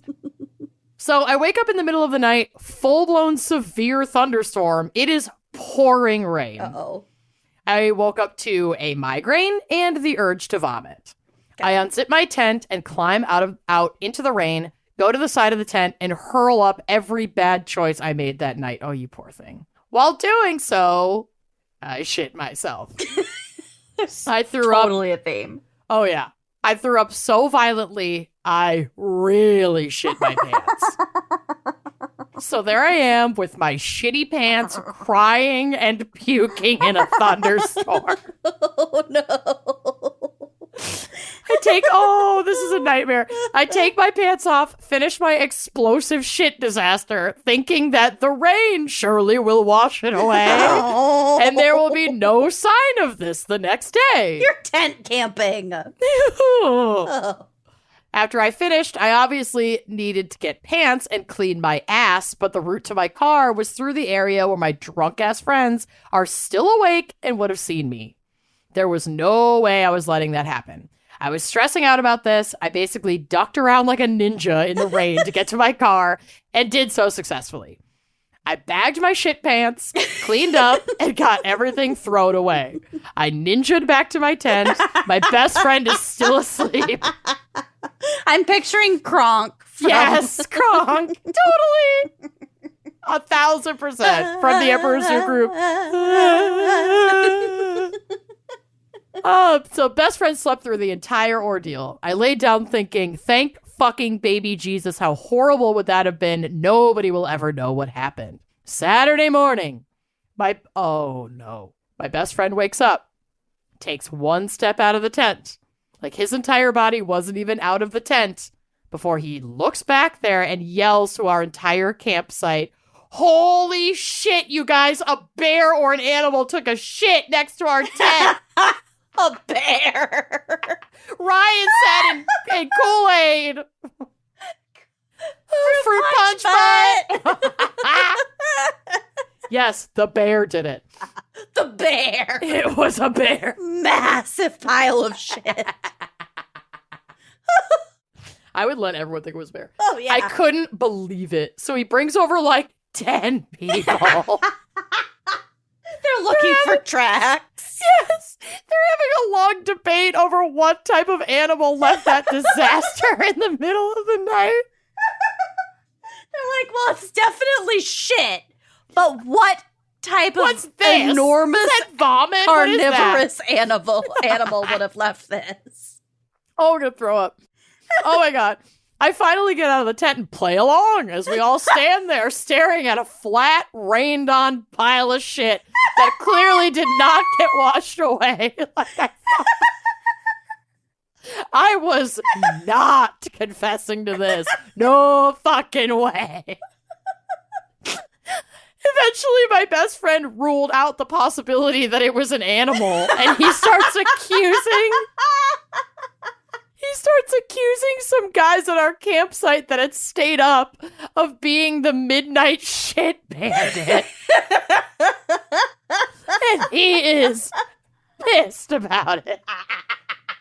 This is the fucking funniest thing. These confessions have been so good. Andrea, you're amazing. You're not fired this Oh time. my God. He nearly gets into a fight because he's convinced these guys walked down to our tent to take a shit. Still wasn't fessing up to this. He was going to get his teeth knocked out before I admitted to it. Oh my God. We go float the river. Everyone's wasted at the end. I was the last to come back to the campsite after cleaning the raft. I arrived to find a drunk best friend and some random guy he found spraying sunscreen on the shit pile. What? They Why? thought that, well, they're about to tell you why. They thought it would form a protective barrier and hide the smell. Like poopery. Sunscreen. The oil. Oh. I had to stare at that shit pile all weekend, and even though it was 7 years ago, my best friend still brings it up several times a year, and I will never tell. Lucy's broken. Never give it up. Lucy's broken. I'll never tell. I'll never tell. The sunscreen. The sunscreen. It's like a drunk friend and some a random guy he found spraying sunscreen on this pile. I I can't. hope you moved your tent. No, I don't think they did. Why would Oh my God. Well, What kind of wild beast could this possibly be from? a bear. Holy shit, you guys. A bear came. Oh, there's bear scat. Shit by What kind of scat is this? I'm the scat man. It It was a bear. All right. Well, those coven confessions were fucking gold. I'll never recover. I'll never tell. I'll never recover. R.I.P. Brittany Murphy. And R.I.P. this person, because holy shit. And if you have a confession, send it our way. Just like God. with any of our other GACC stuff, go to our website to contact us, and you can use the drop-down menu to select Coven Confessions. Please keep them coming. This is the highlight of my month. God, they're so good. All right, well, should we take a quick break to hear a word from our sponsors and then get back with Lucy's Coroner Corner? Yes, let's please. Let's do it. When it comes to weddings, there are so many moments you'll always remember, and it's not just about the first look, the walking down the aisle, the cutting of the cake. Yum. I'm like the most excited about eating my cake. Yeah. But there are a million other little moments that really stick with you, and those are the things you'll want to remember the most. So like you're dancing the funky chicken with your uncle, and like, you know, all the amazing food, and like that time DJ. The DJ, when your maid of honor completely embarrasses herself weeping during her speech. Things like that. Can you? No. I didn't name names. But in all the moments leading up to your wedding day, here is the most important thing to remember, and that is Zola. You guys, Zola has changed my life. I love it. I finally completed my wedding website this week and have started sending it out to people, and I feel like I'm presenting my own baby to the world for the first time. It's like just Simba. I'm so proud of it. It's so gorgeous and so beautiful. Easy. Isn't it? It's Yeah. gorge. And whatever kind of wedding you're planning, Zola.com is the one place to start. They've got your back for all of your wedding needs, and that's why over 1 million couples have planned their weddings with Zola. So if you're looking for a wedding venue, Zola will give you personalized recommendations. If you want an amazing gift registry, I am obsessed with their registry tools. You'll find everything you need, from classic cookware to cash funds. Zola can even help you create stunning save the dates, invites, and a matching wedding website. So I have my invites that are being printed like very, very soon that match my website. And it all is so cohesive and so gorgeous. And it's so easy, like stuff that you'd think you would need to pay a very over-the-top wedding planner to put together for you. You can do it yourself with Zola. And weddings can be expensive, but planning with Zola never is. All their planning tools are completely free to use, like their free wedding website that's home to your gift registry, which, by the way, comes with free shipping and returns. And it's not just free, it's risk-free. You can get personalized samples of your invites so you can try them out before you buy. And, of course, free envelopes and guest addressing. I mean, that's huge. And whatever your style or budget, Zola has you covered, so you can think less about the million things that you need to do and more about the million wedding moments that you'll always remember. I am counting down the days to your wedding. I'm so excited. Same. So if you are planning your wedding, here is our tip. Start with Zola. Go to zola.com/gals today and use promo code SAVE50, SAVE50, for 50% off your Save the Dates. Zola is the one place to start for your wedding day. That's ZOLA.com/GALS, code SAVE50, and treat your nuptials. Treat them. Okay, are we ready for our coroner corner? I am so ready. I got a lot of shit for us this month. Okay. So we're going to kick it off. First up, I have a bizarre article sent in by Andrea A. Okay. And this is basically a compilation of funny tombstones. Love it. But they're funny tombstones that we haven't heard before. And also not funny, but it's really cool. So the tombstone reads, "A gay Vietnam veteran. When I was in the military, they gave me a medal for killing 2 men and a discharge for loving 1. That's right. I've heard that before. Yeah. Yeah. Which is, I mean, very profound. It's very profound. I think it's a really cool thing to have on a tombstone. First of all, it's very brave to have it on your tombstone. And second of all, it just sort of like a memory of, I mean, Vietnam, that was not that long ago. And yeah, it wasn't. So just sort of this kind of living memory thing. Okay, the rest of them are funny, I promise. So this one says, it has like their name and their dates and whatever on the actual like vertical tombstone part. And then on the tiny little horizontal like sort of base is etched, "If you can read this, you're standing on my boobs." I love that. I would do that. 1,000%. And then I'd put LOL on it.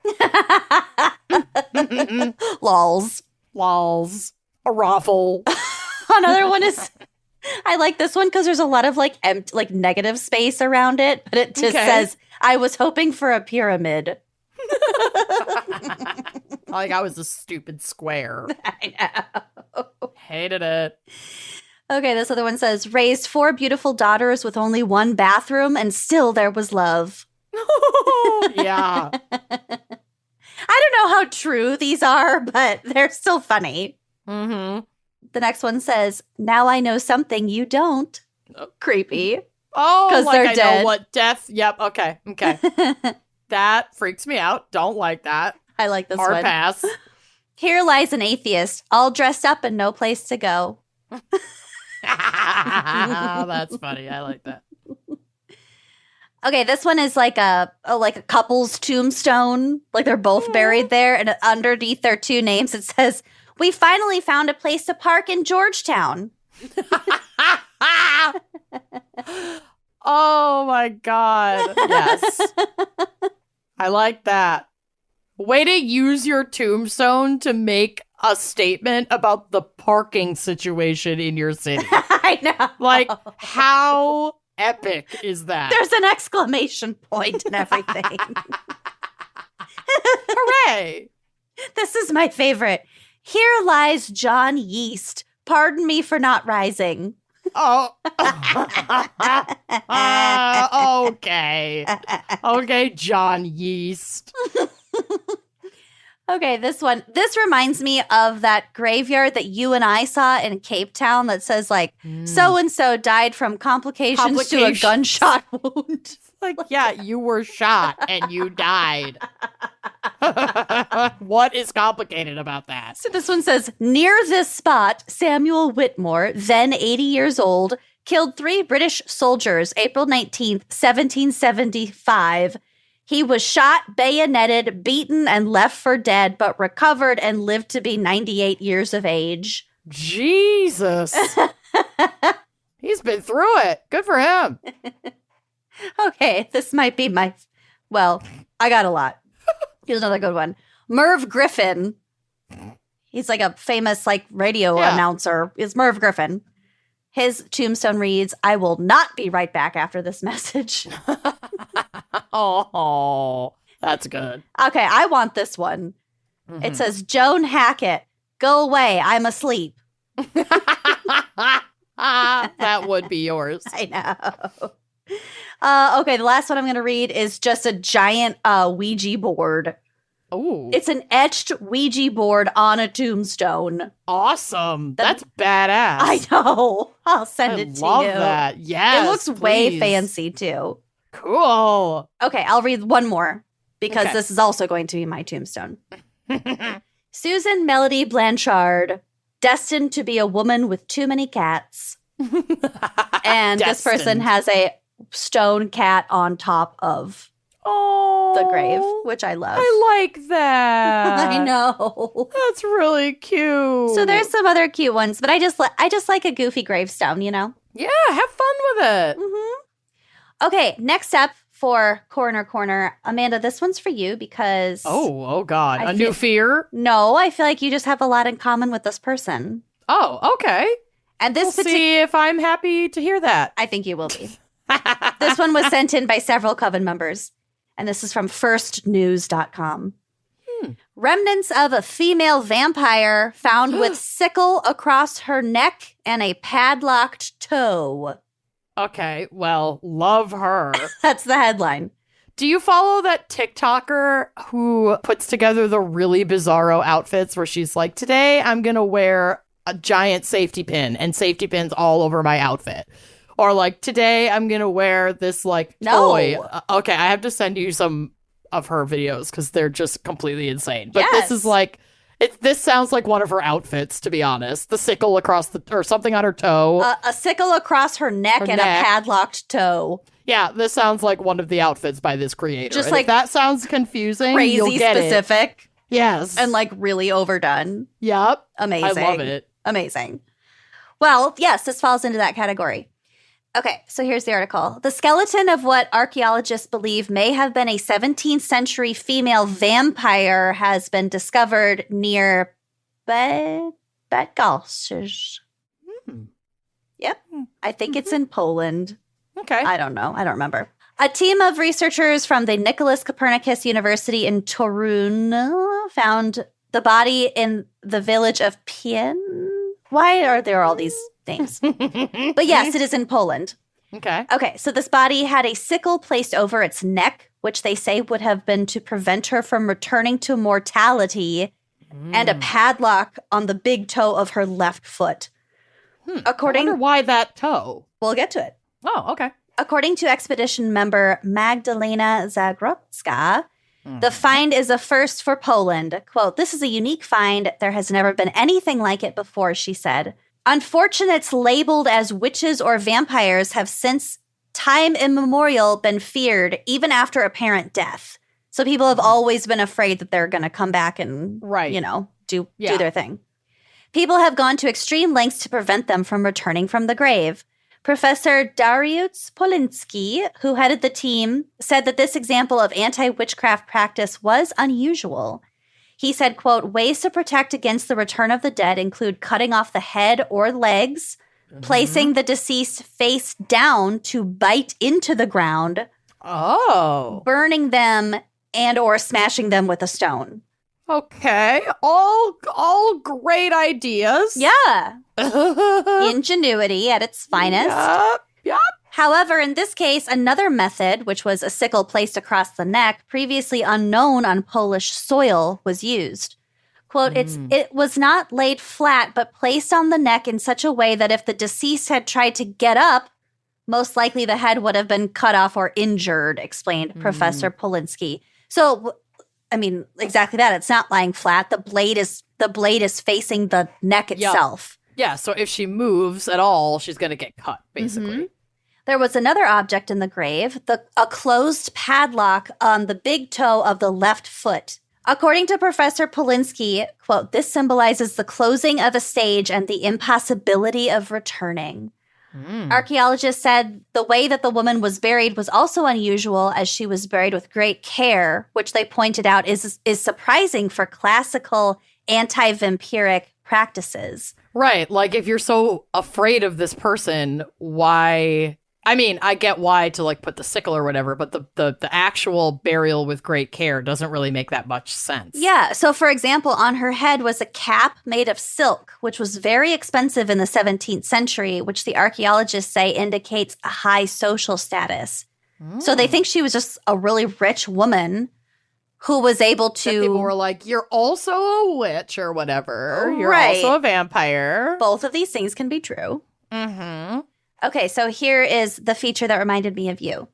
Ooh. A further feature that commands attention is the woman's protruding front tooth. She has a snaggle. Yes! This has led to speculation that her non-standard appearance, a little harsh, may have led superstitious locals in the 17th century to brand her a witch or a vampire. There are photos of this beautiful bitch on the drive. Her snaggle is so perfect.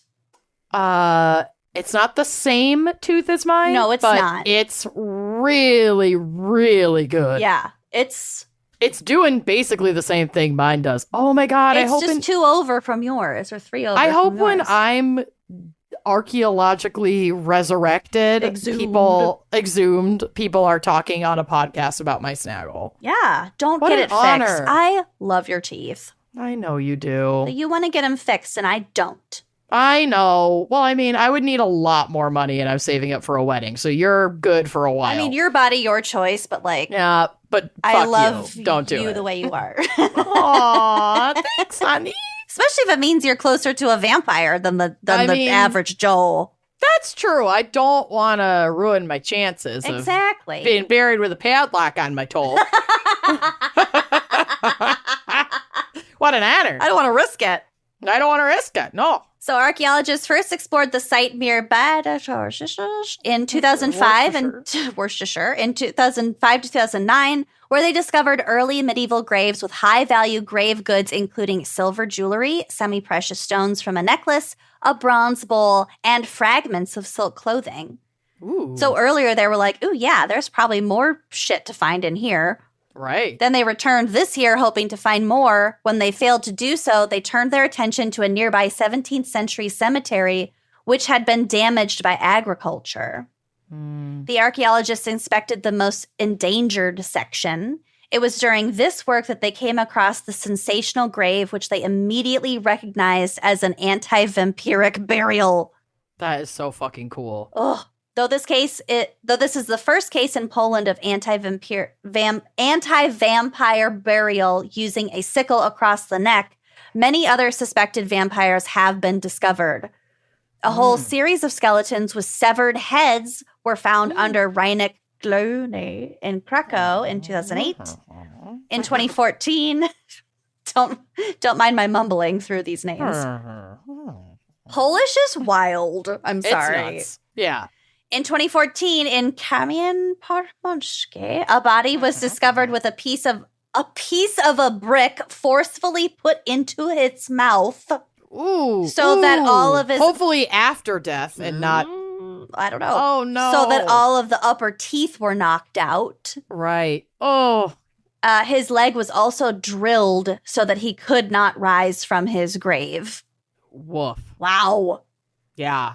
So the unearthed remains from Pien have been taken to Torun, where they will undergo a detailed examination. Cool. So I think this is like kind of a recent discovery, so we'll just stay tuned for any updates. But yeah, this bitch looks fucking rad with this. She's amazing. Scythe across her neck. Oh, and her beautiful tooth. She's beautifully preserved. Yeah, she's in real good shape. So bless this lady vampire from the 17th century or whenever it was. Indeed. Okay, so here's the next one. This article was sent in by Lauren R. Thank you, Lauren R. This is the kind of shit that I love. This is from Live Science. Here's the headline. Foot floating in a Yellowstone hot spring leaves more questions than answers. Yup. And this happened like last month. This is fresh. Yeah, this was sent to me as well, but I figured you were going to cover it, so didn't go there. Fuck yeah, I was going to cover it. Okay. A foot found floating in a hot spring at Yellowstone National Park has been linked to a July 31st death. Foot found floating. Oh. On August 16th, a park employee found the foot still encased in a shoe in Abyss Pool, one of the deepest hot springs in Yellowstone. There's a photo on the drive of Abyss Pool. Oh. It just looks like a cauldron. It is. Yeah. That's kind of creepy. Yeah. In a statement on August 19th, authorities said that the foot is linked to an incident involving a single individual on the morning of July 31st and that they do not expect foul play. So basically that means they probably just fucking jumped in themselves. Oh, yeah. They did not elaborate on why they do not suspect foul play, nor did they identify the person who died. An investigation is ongoing. Yellowstone is dotted with geothermal springs, many of which are hot enough to scald a person. Mineral crusts around the springs can appear solid but crack under the weight of someone stepping on them. So if you get too close, you can fall. It won't support you. You'll fall through. Oh, right. Into the hot water. Well, there's my new fear.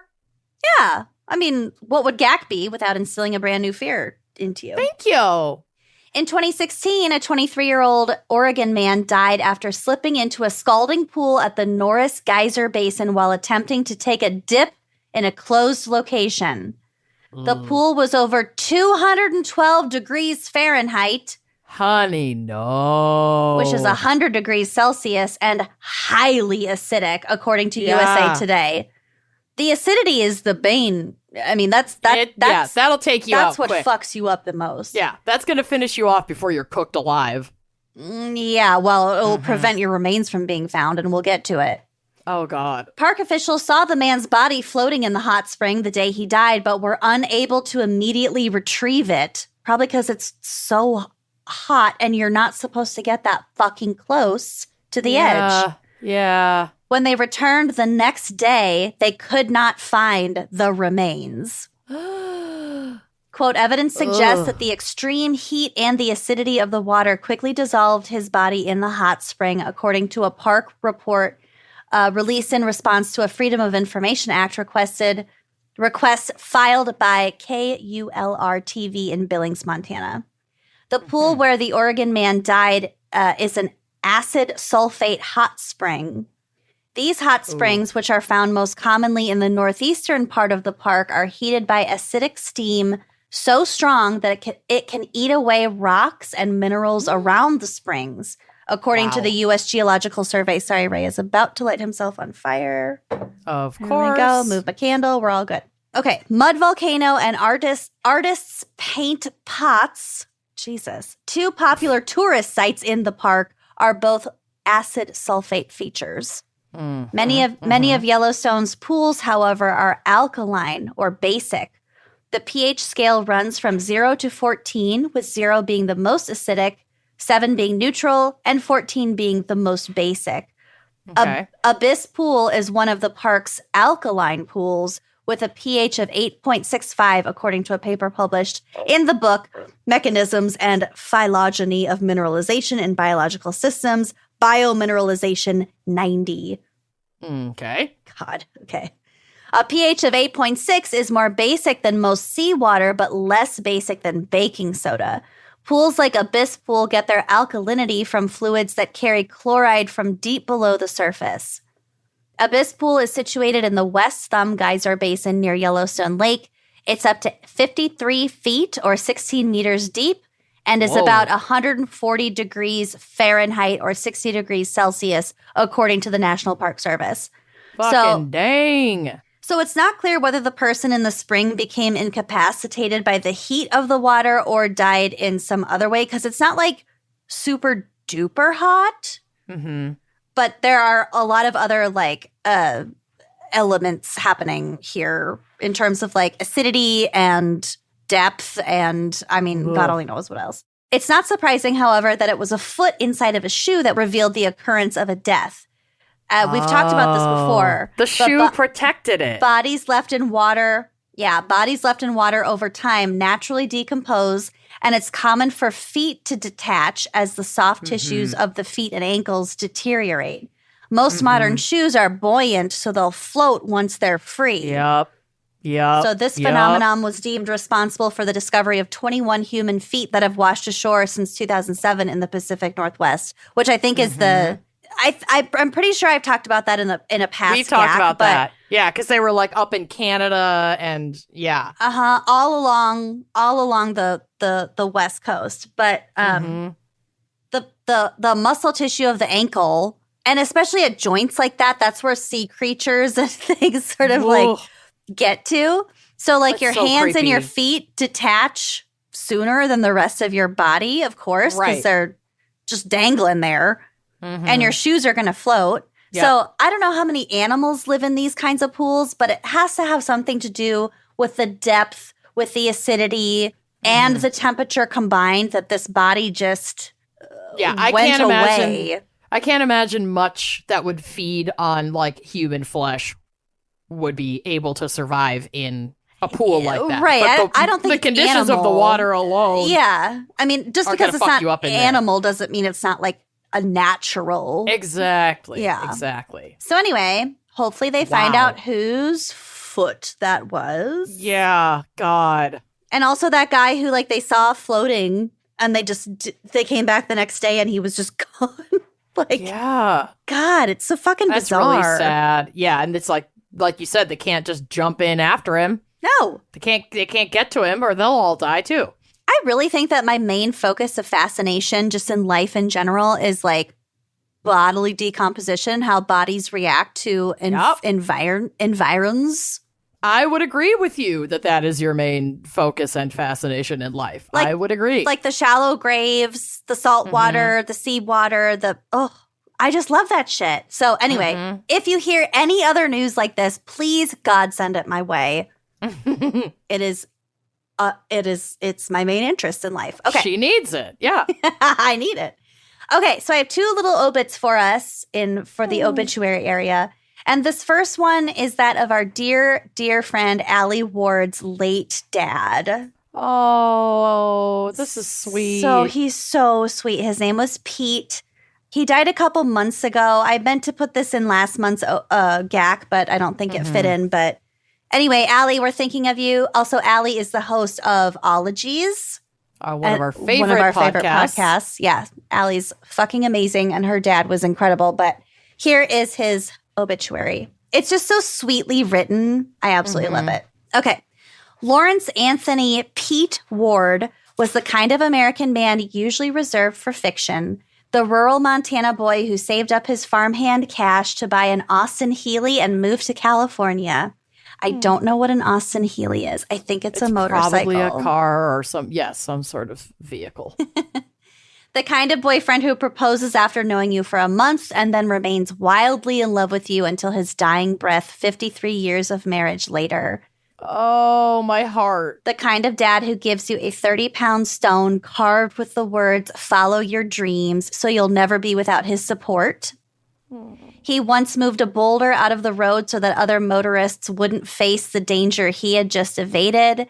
He did this single-handedly at the age of 70 while on chemo. Oh, my God. Yeah. What a badass. Yeah. When diagnosed with the rare blood cancer multiple myeloma and given just 2 years to live, he wished for another decade. He slipped away quietly in his sleep on July 8th, 2022, at the age of 77, 9.5 years after that diagnosis. Wow. Good for him. So way to make that 2 years stretch, baby. Oh, he almost got the decade he wanted. 6'3" with kind charisma, Larry was a radio broadcaster, an Air Force veteran, a devoted husband, a very patient father to 3 daughters, and a grandpa who made legendary corn patty pancakes. Yum. Yum. Born September 5th, 1944 in Chester, Montana, the 8th of 11 children, to Teresa and Walter Ward, Larry had 8 sisters and was the youngest of 3 brothers. Even among a big brood, he leaves a massive void. Called Pete by his family, a nickname that confused strangers for decades, Larry graduated from Chester High School in 1962. It makes no sense. But then neither does Lachelle and Lucy, so it's fine. I love it. Okay, he graduated from Chester High School in 1962, where he was voted best dancer. Dancer! That's amazing. And then served 4 proud years in the U.S. Air Force manning an MC-88, the typewriter for logging Morse code. As a lifelong wordsmith and an innovation enthusiast, he helped connect his sprawling family in the early 1980s with a magic once dubbed electronic mail. Yeah. My God, he was ahead of his time. Mm-hmm. To his final days, he signed his texts MC-88. Oh my God, that's so cute. With a style and a sense of adventure, the farm boy headed for the big city in the late 1960s. He attended San Francisco City College and worked at Macy's, where he met his Italian beauty and lifelong love, Nancy Angela Salvamini. They wed on August 31st, 1969 at Saints Peter and Paul Church in North Beach and remained inseparable for more than half a century. The young couple raised their 3 daughters, Celeste, Janelle, and Allison, all while Larry operated his own photo finishing business, Camerarama. Cute. I love that. And studied at the University of San Francisco, where he graduated with a degree in communications. That degree, a talent for storytelling, and a commitment to truth steered Larry to broadcast journalism. He worked on air at KTHO and later became the news director at Sacramento's AM station, KGNR. Every morning over breakfast, his wife and daughters tuned the radio to hear his warm voice report the news. A love for family memories returned Larry to photo finishing. He established Fujifilm's processing operations in the Bay Area, then Then took a similar role with Kodak before opening his own Ward Enterprises and Minuteman Photo Van, an on-site postcard business headquartered at San Francisco's Golden Gate Bridge. Cool. Want to print money? There you go. Yeah, seriously. A monument he loved so much that he once built a bespoke scale version of it as a balcony for a family home. Oh my God. A little extra. I love it. That's amazing. Mm-hmm. A natural problem solver, Larry often acted as a bridge himself, facilitating journeys, leading others to safety, and providing a safe haven above high tides. Oh. In fact, one could map the geography of his life around significant bridges. So the Golden Gate Bridge at sunset, Pont-Neuf in Paris, where he and his beloved Nancy made fond memories. The Over the River and Through the Woods bridge at Randall Tract in the Sierra Nevadas, where they spent their later years photographing critters, gazing at shooting stars, and watching what the river brought by, until his illness nudged them to the foothills of Placerville. The final span of Larry's life was spent spotting turkeys and deer crossing through the oak brush, celebrating the Warriors winning the NBA Finals, laughing with family, and eating tiny ice cream cones alongside people who treasured him. Aww. So one thing I do know from Allie about her Instagram page is that her dad fucking loved those tiny little, what are those like mini, they're like waffle cones. Like little with Nestle the little ice cream cones. Little chocolate covered vanilla. Ugh. Yeah, they're so cute. They're so cute, and that sounds so good. I'm so hungry. We wish Pete safe passage through the Golden Gates into the grand old everything. We'll miss you, MC88, as you used to say, right if you get work. Aww. How fucking cute is that? To Larry Pete. God. To Larry Pete. Love it. Sweet Larry Pete. Sending love to Larry Pete, his family, and Allie. Everybody, I have one more obit for us this month, and it is a doozy. So this was sent in by Megan, who says, quote, an obituary which embodies the Queenslander spirit. So this is an Australian person. I was going to say, down under. I think I was supposed to say Queenslander and more of a guttural. They wanted me to say Queenslander. Ah, crikey. Queenslander. Anyway, Megan says, I read it and found it not funny, just true. True blue Aussie honesty. So let me read to you the obituary of Stephen Ralph Morris, born April 23rd, 1947, and passed on September 10th, 2022. So here's the obit. It's short and sweet. Well, maybe not sweet, but it's short. Trying yet loving son to Norm and Gwen. Annoying yet protective big brother to Philip and Helen. Bewildering yet lovable husband to Valda, Joanne, and Rosemary. Questionable yet ever entertaining parenting methods to Stevie and Sherry, Jody and Terry, Claire and Liam, plus 7 grandkids. I love that their kids' names rhyme. I know. Stevie and Sherry, Jody and Terry, and then Claire and Liam. Claire and Liam. Partner in crime to Daryl, a.k.a. Dismal Dizzy. Oh. Mongrel to his many mates. Oh. Storyteller, poet, larger than life, life of the party. Thanks for the memories, you crazy bastard. We love you and miss you, TTFN. And then at the bottom it says... for now. Hags. Yeah. Hags, Hafkas. Have a great summer. And there's an emoticon.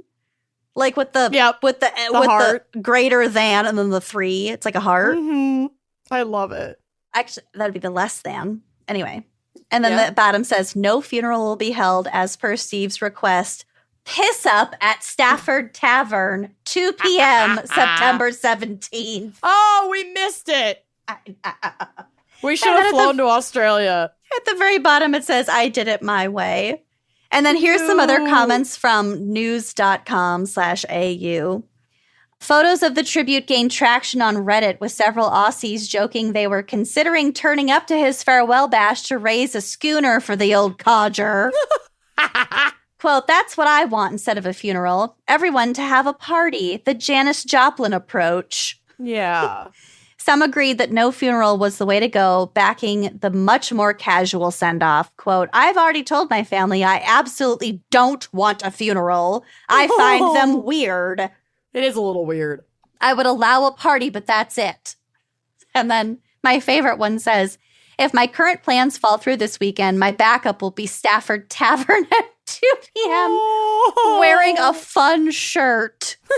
Despite never meeting the bloke, I reckon Steven would approve of us all turning up. Yes. Oh, I wish we could have made it. I want to have a piss up. I want to have a piss up too. Yeah, piss up. Piss up. Piss amazing. On. Well done. Thanks. We had a lot of good obits this month, and keep them coming my way. As Amanda has said, for all of our segments, go to that contact us section, the drop down menu. It'll get into the right hands. Yes, it will. Oh, thank you so much for this month's recommendations. Selections, yeah. Yes. Y'all are amazing. We appreciate you. Yes, and we will see you next month. Bye-bye. Thanks for listening to Wine and Crime. Our cover art is by Kala Yip, music by Phil Young and Corey Wendell, editing by Jonathan Camp. Check out our website and blog at wineandcrimepodcast.com. You can also follow us on Facebook, Twitter, and Instagram at Wine and Crime Pod. If you have questions, answers, or recommendations to share, email us at wineandcrimepodcast@gmail.com. Episodes are available on Apple Podcasts, Stitcher, Google Play, basically wherever you get your favorite podcasts. And if you like the show, please rate, review, and subscribe on Apple Podcasts. It is the best way to spread the word. If you'd like to show your support, visit our Patreon page to keep this podcast and the wine flowing. Cheers.